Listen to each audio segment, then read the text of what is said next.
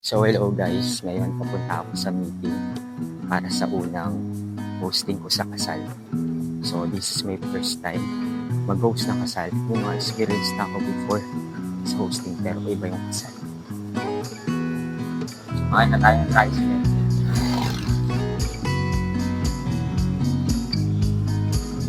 So ayun, nandito na tayo sa Skyline sa Galit ng lahat.